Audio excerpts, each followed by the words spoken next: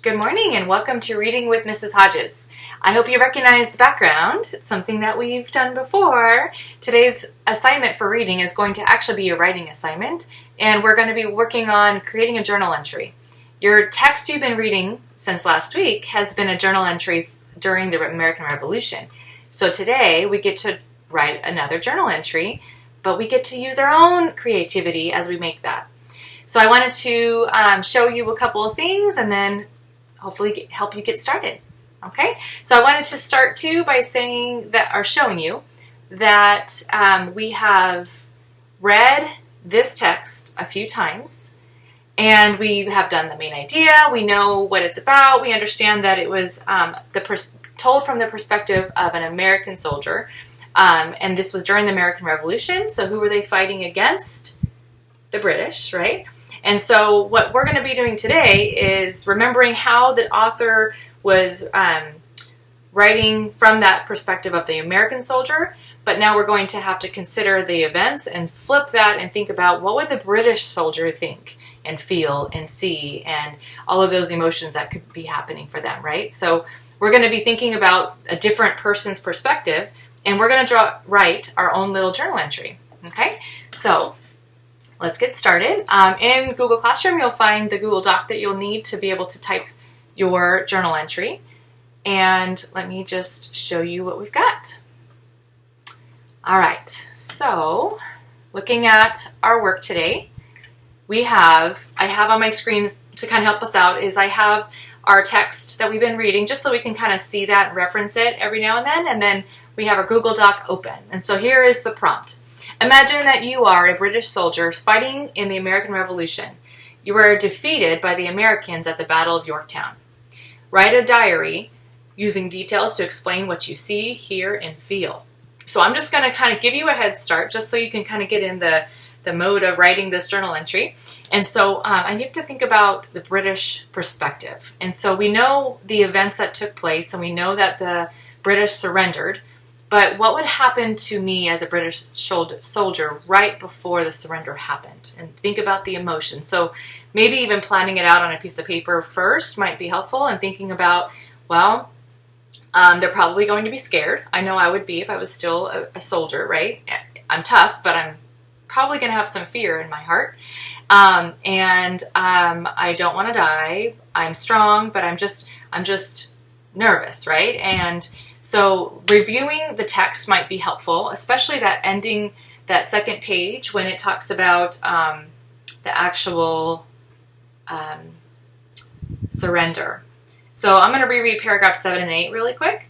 We had not lain here long before the expected signal was given. The word up, up was then reiterated through the detachment. We immediately moved silently on towards the redoubt we were to attack. Before night, we were informed that the British had surrendered and the siege was ended. So I have to keep that in mind, that kind of having that fact should be in my journal entry, that before night, that the British had surrendered. So I might even type that in my doc somewhere near the bottom here, just to remind myself, before nightfall, I'm just going to use that language, that we had surrendered. And I'm saying we because I am trying to pretend like I am that British soldier and we surrendered, right?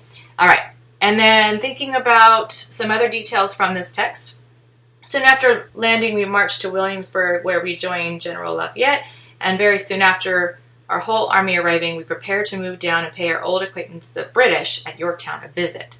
So where am I located? We're at Yorktown. And so that's where we were defeated. So I might want to also include that setting in my journal entry. All right, so I'm going to start with the dates. So I'm going to try to make this more factual. So in the beginning, it also says that the year was 1776. So I'm going to just pick, let's see, does it also tell me the month and the day? I don't see that exactly on this document. Okay. So I'm just going to, for now, just keep it as 1776 as my date for now. And then I'm going to think about what would I be thinking and feeling and seeing around me if I was that British soldier. So I might start off by saying, I don't know if I want to directly say the British soldier, but I might say that the king. I need to give a hint of who I am, right? Without just saying I am a British soldier. I think it would be more interesting if it was implied, right? So if I think about the king, early in the morning, we got word that the king had some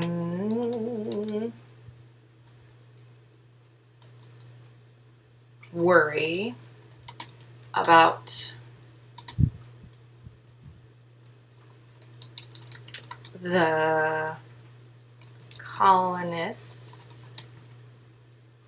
and the recent battles. I looked around and saw my friend, I should just make it up, right? Because I'm pretending like I'm there.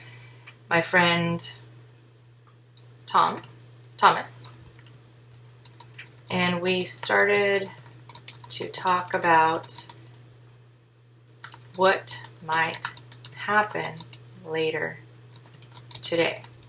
And so I can start saying, maybe talking about a conversation I'm having with somebody to give my thoughts out that way, or I could just start talking.